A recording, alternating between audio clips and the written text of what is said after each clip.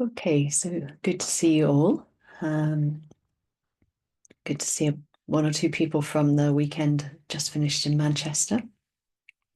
Can you all hear me okay? Yeah, great. Okay, so there's an expression, no doubt many of you have heard of to practice as if your turban is on fire. That may have not crossed to the continent, but yeah, that's the expression. And it does convey a lot of sort of energy and enthusiasm and perhaps drive also in that image. Um, but I was thinking of another little, I'll come back to that, but another phrase from Analio, Biko Analio, I really like. He says we need to be aware of the goal of practice, but not overly preoccupied with it. It's easy to get sort of very focused, if you like, on the goal, for that to bring in a sort of striving element to our practice. But he says we need not to be overly preoccupied. So the emphasis is on the present moment awareness, setting up conditions in the present to create momentum in practice. And as long as we keep practicing, then uh, well, as Banti says, growth is assured as long as we keep going, even if it's yeah, in with quite small changes. So there can seem something of a tension between receptive practice and perhaps the desire to use time in practice well, to use it fully. I occasionally find myself thinking about not wasting time. Yeah, especially as I get older, it's like that. There is no time to be a wasting. But how to use that energy along with a very receptive practice where we don't want to use the wrong type of effort because it's so easy to then switch into the trap of yeah, trying really hard and the effort being an unrelaxed, unreceptive type of trying effort.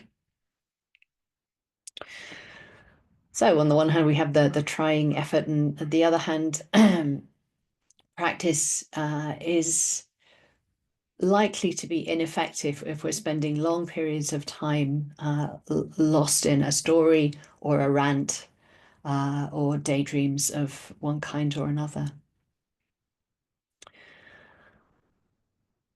So I just wanted to drop in a few things that we can do around this. But the primary thing is to recognize when we're not very present. Perhaps recognize those moments when, or we're not present much of the time. There can be a sort of presence, but it's a little bit, it's your mind is quite happy to be thinking outside of awareness at the same time as this sort of awareness is going on. I can see a few nods. Um, or the other thing is perhaps not being present with right view or right attitude. And what this means is that the practice won't be effective in terms of being able to be with difficulty, being with unwanted things that come into practice. There's more likely that you'll set up a reactive relationship if you haven't got a sense of, oh, this is natural to the mind. In fact, all these things are natural. It's natural to get lost at times. It's natural to, for the mind to get into cycles of reactivity. But what we want is for the awareness to becoming stronger so that over time it deals more effectively with what's happening. It's interested in whatever is happening in the mind. And that allows it to learn, allows awareness to learn. So balancing receptivity with keeping the initiative, that's what it comes down to. It's much less about energy or effort, much more about keeping the initiative in practice. And that's very much a part of the receptive, primarily receptive, but also that element of activeness that goes on in this type of practice. So we want to keep the spirit of receptivity there without pushing. So recognizing, being curious about what's happening. Why isn't the mind interested? And you don't need to come up with an answer with this type of question, but it's just asking the question. Oh, there's an interest in the practice. Just try asking and see what comes back.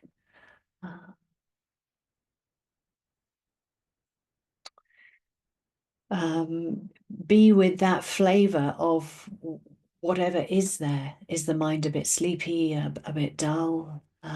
Is it a bit wild? Sometimes, our stories and thinking take off when there's just a lot of energy in the mind. It's a bit like a wild horse. And yeah, it can be quite difficult to yeah, it can be possible to follow it, especially if you find a way of sort of encapsulating the whole thing. The mind is like a wild horse at the moment. It's like a storm. Uh, however it is, finding some way of encapsulating how the heart and mind or the body and mind are feeling in that moment. Yeah, so recognizing, being curious about what's happening is the first thing. I think the second thing's really simple, is just to more frequently remind yourself to be aware. So it's that remembering, reminding piece. Yeah, so just dropping that in more frequently. Am I aware? Is awareness present?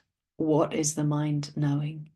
Those types of very simple questions that just bring you right back to awareness. And just whenever you remember, just checking, is awareness present? Thirdly, so I think using an anchor can be very helpful if you find that you're regularly sort of drifting quite a bit. So an anchor, not in the sense of giving your complete attention to it, but the way that we use it in receptive practice. So giving part of your attention to maybe the sitting bones, or could be the breath, or it could be sometimes we do this exercise with the thumbs, just very lightly touching. Might do that again soon. So enough of your attention is on the anchor, and it helps stabilize the attention, but you're still aware of other things going on through the different senses. And that extra stability can just help you stay with the practice a bit more. And then lastly, even though I told myself I wasn't ever going to give you more than 3 things, because I think more than 3 things is too hard to remember. But this is outside the practice. So outside the practice, it can be helpful to just reflect on conditions, reflect on the perhaps. So this isn't in any sense blame, but it's just reflecting on what might be contributing at the moment, particularly if there's been a bit of a change in the practice, to suddenly having a mind where you're aware much less of the time.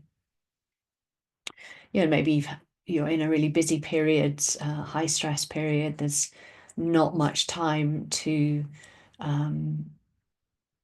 support the awareness times of formal practice by sitting, doing nothing, by having a cup of tea, looking out at the park or the garden, whatever.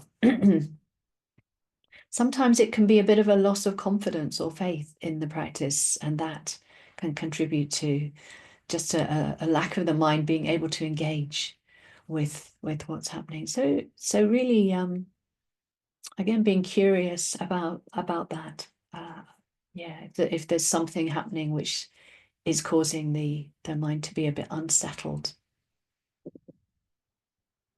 And finally, just coming back to that turban of fire, I think it can be a helpful image to remind us of yeah, that time is a factor.